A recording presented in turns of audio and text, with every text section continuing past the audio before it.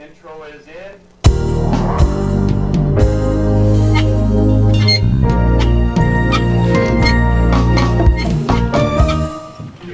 Welcome back to Mornings with Lou Ann and Tim. Joining me in the studio now are Christina. Hello, Christina. Hi, Tim. And Melinda. Good morning, Melinda. Now, we're very interesting stories here. You reached out to us, which thank you for doing this, because you're raising awareness right now about brain tumors.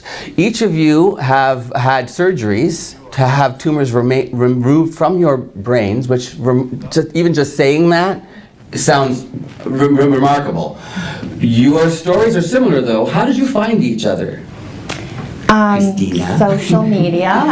Mel had an amazing, brave post, and I reached out to her because she had the surgery and I was about to have it. Oh, so you kind of almost created your own support group. Yeah. Yes. Yeah. Wow. Yeah. Can you, let's start with your story. Since you had the surgery first, let's go with your story. Sure. So, Melinda, the diagnosis happened how? So the diagnosis happened in February of 2017. I was working with my family doctor and she did some more investigation and an MRI showed that I had a brain tumor. So in February of 2017, I got the news that I had a brain tumor. It started with migraines, headaches, that sort of thing? What were your symptoms? So like migraines, headaches, like everybody's situation is different. Okay. But for me, I was having a lot of headaches, migraines, and my family doctor wanted to do some more investigation. And so having an MRI of my head showed that I had a brain tumor. Was there a name for the kind of tumor you had? Yeah, my tumor is a meningioma. Meningioma. Yeah. Now, is this a benign tumor? Yes. It's benign. Yes, most of them are benign. Okay. But they don't know until they go in and take it out. Isn't that okay? Yeah. So, and now this is part of the story that I had no idea. You have to do basically. You have to shop around for a team of surgeons. I mean, or for wherever you're going to go to have the surgery done. Yeah, so basically your family doctor gives you one point of contact with a consult with a specialist, and sort of you go to your specialist appointment and you get the information, and then you have to make an informed decision. So it's like kind of not really shopping for a car, but you kind of want to, you kind of want to keep looking around till you feel most comfortable because this is your brain. So you do your own research to find out who's going to perform brain surgery on you? Yes, we did. I had no idea. We did. Oh, we're losing the TV screen. We'll just leave it off. Oh, it's back. Sorry. Just leave it off. Don't play with the screen. It's distracting. So listen. How long was your surgery? So my surgery was scheduled in December and it was about 4 hours. And I chose to go to Toronto. I elected to go to Toronto. You went to Sunnybrook, you I went said? to Sunnybrook, yeah, and it was just an amazing experience, all around amazing experience, if I could use the word amazing in this situation, but it was a very good experience. I'm very lucky, my surgery went really well, I had no complications, and I was off work for 5 months, and I stayed with my sister in Southern Ontario for about 2 months, and then I came home, and I'm just starting to go back to work now part-time. Wait, so you've been in recovery for how long then? It'll be 6 months next week, and You're I'm already back to back work? to work, yeah, part-time. Is that quick for people who've recovering You know from? what? I think it's individual and it's It how you is. feel. It's totally how you feel. And how do you feel? You know what? I feel renewed. I have a very renewed spirit and I'm just embracing life every day. Every day is worth living and don't wait to tackle your bucket list. Oh, that's very timely because this weekend is the bucket list ball for art, the fundraiser for art. So, Lovely. Now your story is a little. I've read your story. It's a little scarier. I mean, not. Yeah. Well, I shouldn't. Yeah. I didn't mean to discount anything. I say Melinda's braver than me. She went for the gusto and got it Because done. as soon as you were diagnosed, you were like, take the bull by the horns and get this dealt with. I'm not taking any chances. Did your doctor recommend, did your local doctor recommend that you do this immediately, that it was? She left it up to the specialist. She left it up to the specialist. Yeah. So, Yeah. let's go to you, Christina. You found out how? So I found out in 2013, I returned to work. I also work with my physician. I returned to work from a maternity leave. So you just had a baby? Yeah. And then did you do a year of maternity? I took 7 months. 7 months maternity and you I'm a go back. workhorse. I went back to work and again, headaches, neck pain, and my provider said, let's get you an MRI and see what's going on. And surprise. Brain tumor. Brain tumor, yeah. Did yours have a name? Meningioma. Was that different from yours? No, it's Same the thing? Yeah. What are the odds that two people from Sault Ste. Marie that met each other had the very same kind of brain tumor?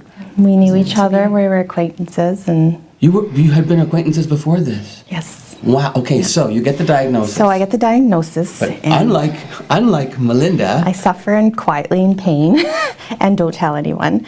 I didn't tell a lot of people for a very long time. why did you make that choice? In my work, I arrange treatment for other people. It's just what I do, and I love it. And that's just who I am as a person. I'm not the patient, I suffered in silence. And I reached out to Mel. Mel was my were you frightened? sounding board.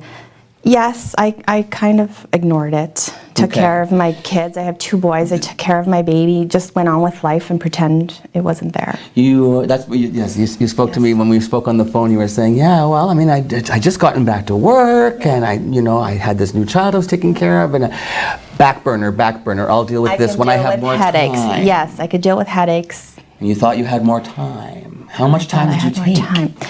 So we took the conservative approach with 6 months MRIs, a year, and then eventually I bumped it to a year and a half. And so I work with my amazing physician, Dr. Alan McLean, and his amazing nurse practitioner, Julie Reed. And every now and then, I'd say monthly, if not every 2-3 weeks, he would kind of come in and be, how you doing? Like, your brain tumor's still there. When's your next MRI?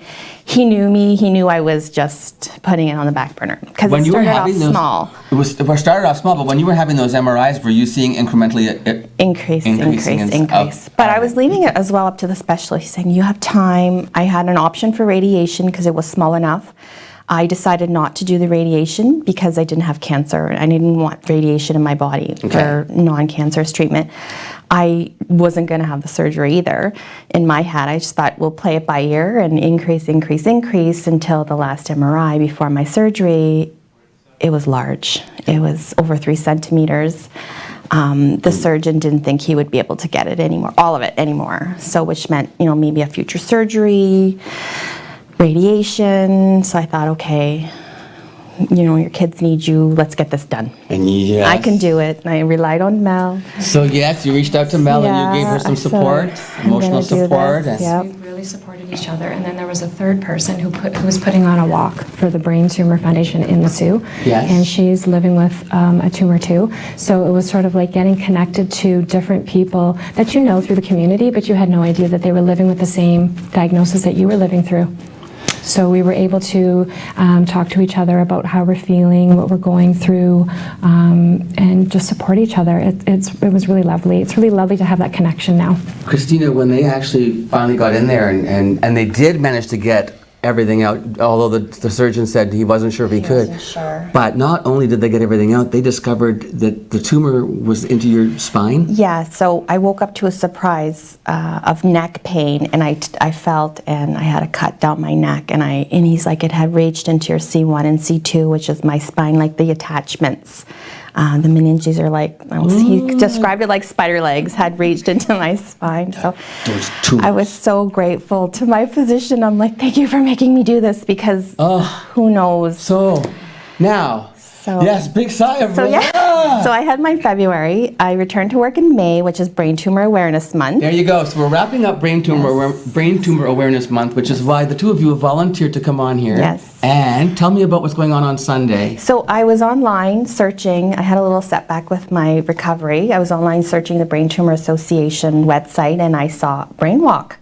So I searched through Ste. Marie, and no brain walk for us. So I again reached out to Mel. I said, let's do this. Another friend had reached out to her who she was already doing it. A brave girl. She was doing it solo, and she was doing it solo? Team 3, we're doing it all together now. I invited her here as well, and unfortunately where can people come and walk with you on Sunday?